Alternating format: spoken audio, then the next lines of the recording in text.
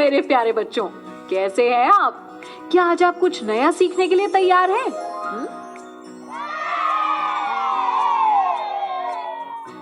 बहुत बढ़िया। 11 से 50 तक संख्याओं को 10-10 के समूहों में गिनना। इस वीडियो में हम सीखेंगे 50 तक वस्तुओं या संख्याओं को 10 के समूह बनाकर दर्शाना, संख्याओं में इकाई और दहाई का स्थान बताना, इकाई और दहाई को मिलाकर संख्या बनाना। अच्छा बच्चों, हमने 9 तक अंक तो सीख लिए, तो पटर बताओ कि 9 के बाद क्या आता है? 9 के बाद जो संख्या आती है उसे हम 10 कहते हैं। हाँ, चटर, हमारे हाथों में उंगलियां कितनी हैं? 10। जल्दी से गिन के दिखाओ। 1 2 3 4 5 6 7 8 9 10। शाबाश, बहुत अच्छे। देखो, अब हम अपने जादू के पिटारे में से अपनी प्यारी प्यारी गणित माला को निकालेंगे। चलो, इसको पहले 2 कीलों पर लटका लेते हैं, ऐसे।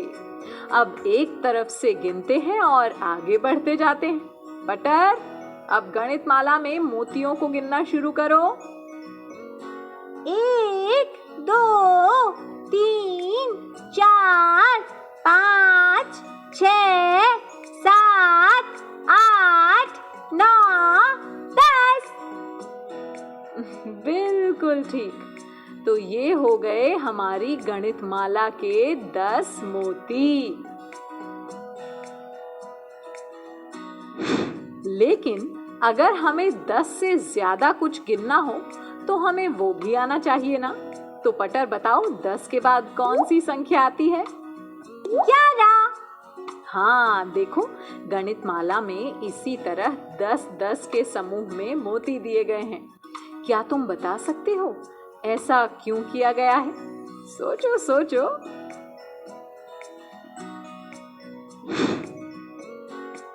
बच्चों, क्या आप जानते हैं गणित में संख्या 10 का बहुत महत्व होता है।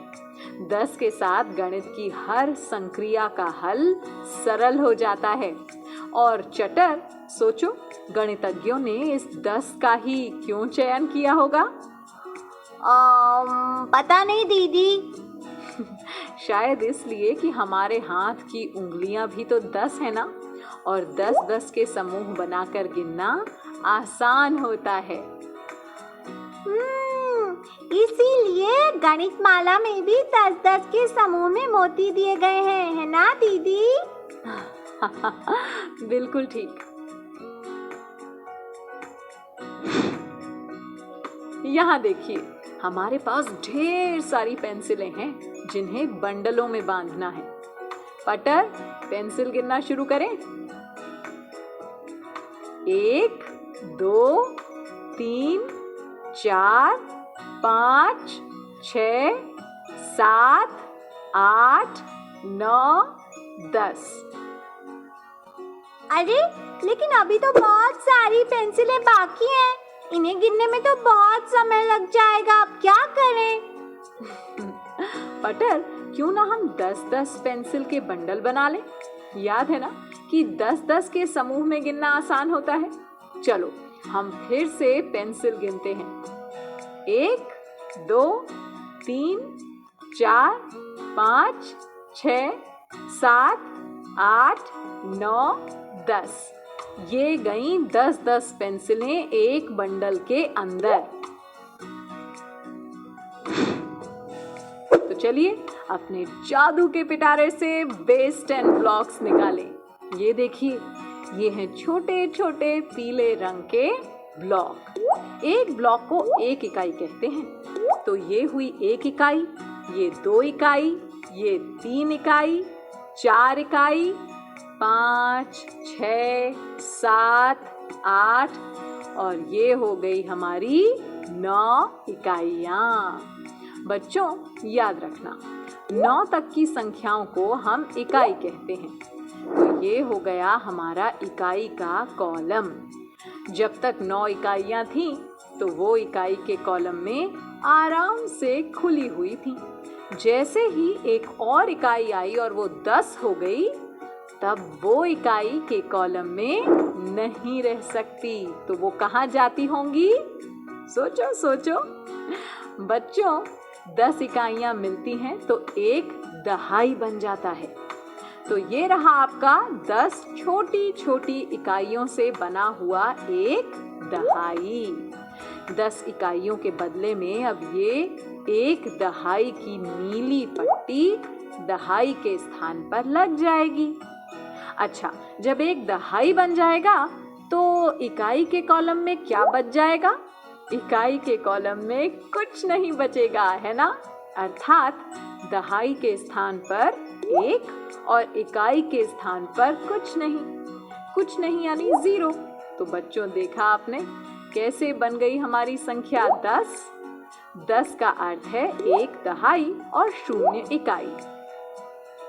जब तक हमारे पास 10 से कम पेंसिलें हैं तो उन्हें हम इकाई के स्थान पर रख सकते हैं। जब इकाई के स्थान पर 9 से ज्यादा पेंसिलें हो जाती हैं तो उन्हें हम दहाई के स्थान के एक बंडल में डाल देते हैं। एक बंडल यानी एक दहाई। समझे ना कि एक इकाई का अर्थ केवल एक पेंसिल होता है, परंतु एक दहाई का अर्थ 10 पेंसिलों का एक बंडल होता है। अब मान लीजिए हमने इकाइयां गिनी, 10 इकाइयां हो गईं। 10 इकाइयों को हमने एक दहाई से बदलकर दहाई के स्थान पर लगा दिया, परंतु फिर भी एक इकाई पीछे बच गई, यानी एक दहाई के साथ अब एक इकाई भी है, यानी ये संख्या हुई 11। तो चटर 11 को गणितमाला पर कैसे दिखाएंगे?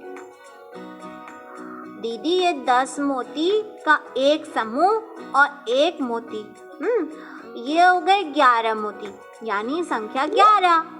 बिल्कुल ठीक। फिर एक दहाई और 2 इकाइयों को हम 12 कहते हैं। इसी तरह 12 से 20, 20 से 30, 30 से 40 और 40 से 50 तक की संख्याओं को आपको बेस 10 ब्लॉक्स और गणितमाला में दर्शाने का खूब अभ्यास करना है, ठीक है? बच्चों, देखा आपने कि संख्या में सबसे दाईं ओर का अंक इकाई कहलाता है और उसका बायां अंक दहाई। याद रखना। अच्छा चटर, अब बिना गिने बताओ यहाँ कितनी पेंसिलें हैं? 3 बंडल हैं, लेकिन पेंसिल कैसे गिनेंगे? ये तो हम जानते हैं कि एक बंडल में 10 पेंसिल हैं। तो 3 बंडल में हुई 10 और 10 और 10 यानी 30 पेंसिल, और 2 पेंसिल खुली भी रखी हुई हैं, यानी कुल पेंसिल हुई 30 और 2 बराबर 32। अब जल्दी से बताओ 32 में कितने दहाई और इकाई हैं? दीदी, 32 में हुए 2 दहाई और 3 इकाई। अरे नहीं, संख्या में सबसे दाईं ओर का अंक इकाई कहलाता है और उसका बायां अंक दहाई। याद है ना? तो इसमें 3 दहाई और 2 इकाई है ना दीदी? बिल्कुल ठीक। चलो चटर, आप बताओ कि 32 को बेस 10 ब्लॉक से दर्शाएंगे कैसे? 32 यानी 3 दहाई और 2 इकाई।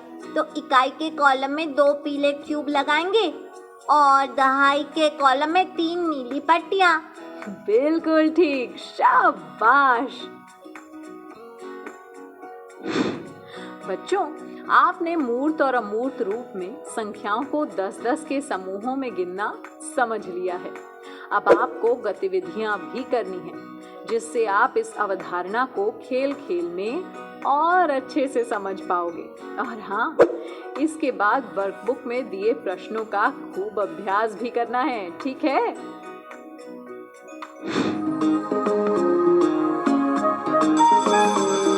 ओके बच्चों, बच्चों अब मैं जाती हूँ, कल फिर मिलने आती हूँ। इंग्लिश में अब होंगी बातें, मैथ सीखेंगे हंसते गाते।